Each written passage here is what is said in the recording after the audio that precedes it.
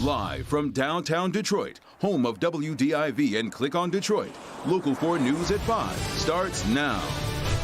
As Michiganders pay tribute to those who gave their lives for our freedom, we're learning more about a Memorial Day parade one community kept quiet 1 year ago.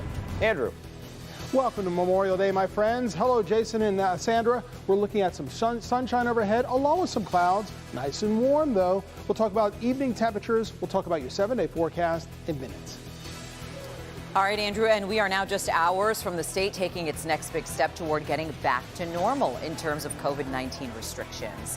And we start there tonight at 5. Tomorrow, in fact, marks the first of 2 big dates in the governor's plan to massively scale back COVID restrictions. July 1st will bring the rollback of all broad mandates, but in just hours, capacity goes way up for restaurants and other venues. Grant Herms is live tonight with a look at some of the changes we're about to see. Grant?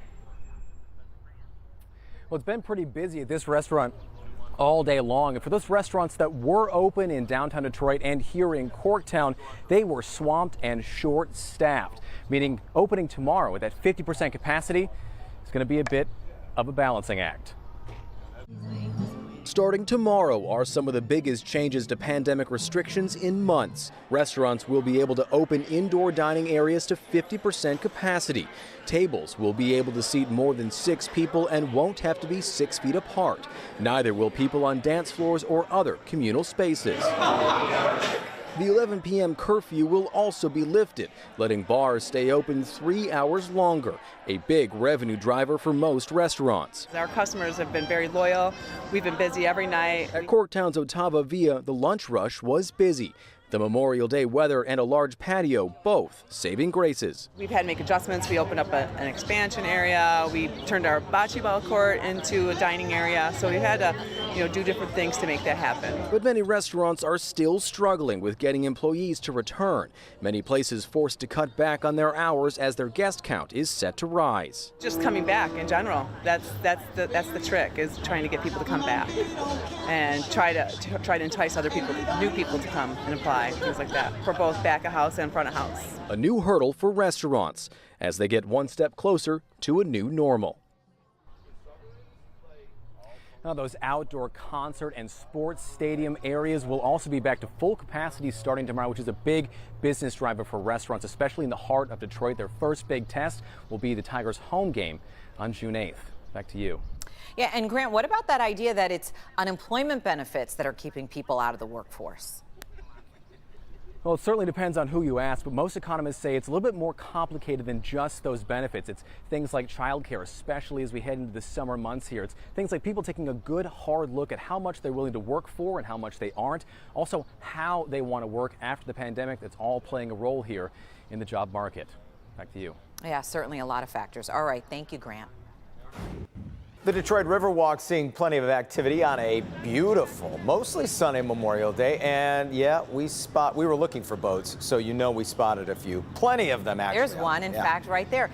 Andrew's in for Ben tonight with a look at how our holiday weather is shaping up. Hi, Andrew. Hey there, Sandra and Jason. Good Memorial Day to you. Hope everyone is having a wonderful Memorial Day. And as we go through the rest of the afternoon, remains mostly dry, even if with a few extra clouds overhead. Remains warm as well. 72 for our friends in Port Huron, 73 over in Mount Clemens. Metro Airport's at 72, while it's 69 in Ann Arbor. We got some sunshine making it through the clouds with 72 over at Metro Airport. A beautiful shot of downtown Detroit, and visibility is looking good. A wind out of the southwest keeping us warm, and relative humidity way down to 37%. So as you gather this evening for family gatherings, also for cookouts, gathering around the fire pit, weather's going to be just fine. Sure, it becomes cloudy, but it remains dry. 68 degrees by 8 p.m., then to the middle and low 60s just before midnight. How much more does it cool off overnight? Can we expect some higher temperatures tomorrow or later this week? More on that with your 7-day forecast in just moments. Now remember, if you're going out this evening, take the weather with you. The Local Forecasters app has it all. Plus, it is free. Search WDIV in your app store.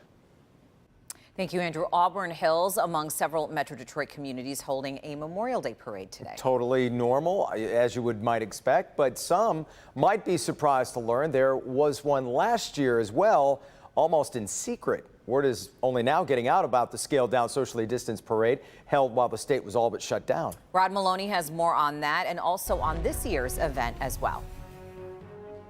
So many Metro Detroit communities take Memorial Day so seriously, and why not? And yet COVID has interrupted so much. Yet here in Auburn Hills, they have an 81-year consecutive record of Memorial Day parades. They said they were not to be deterred. Today's parade came with the usual police escort, Boy and Girl Scouts, veterans of numerous campaigns, and antique autos. COVID prevented the Auburndale High School band from participating, but as much pride as they put into this year's event, they were talking about last year's, a decidedly much smaller tribute led by none other than 90-year-old Korean War vet and City Council member Henry Knight.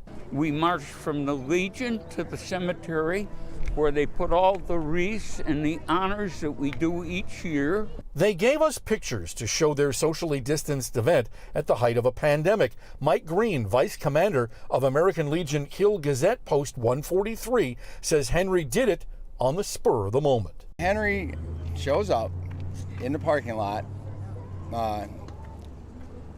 and wanted to take a walk. But Henry, you're in your uniform. It's hot out. It was very hot that day, if you remember. Oh, it was. And I said, all right, let me go get my uniform on and I'll take a walk with you. There were 6 of us because we did not want to break the consecutive 81-year parade.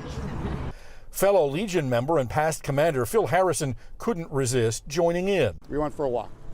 Happened to have our flags and, had a ceremony at the cemetery to honor the fallen, like we do every year and like we will do every year, God willing. And so this ramp up continues for next year because they say they expect to have the full Avondale High School band, the larger parade, and more than that, they intend to dedicate a new Veterans Memorial. In Auburn Hills, Rod Maloney, Local 4. All right, Rod. And the state's top leaders also honoring the lives of the fallen today. On Memorial Day, we honor the memory of those who gave their lives so the rest of us could live ours freely and peacefully. We owe our fallen men and women in uniform a debt that we can never repay.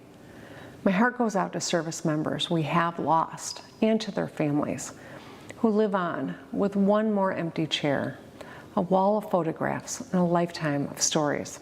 To you, our Gold Star families, we see you and we recognize the enormity of your sacrifice.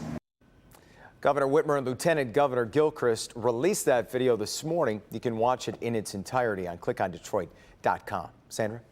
Well, as people across the country pause to remember those who made the ultimate sacrifice this Memorial Day, millions more took to the skies, the roads, and rails on what might be the busiest travel day since the pandemic started. Chris Pallone takes a look.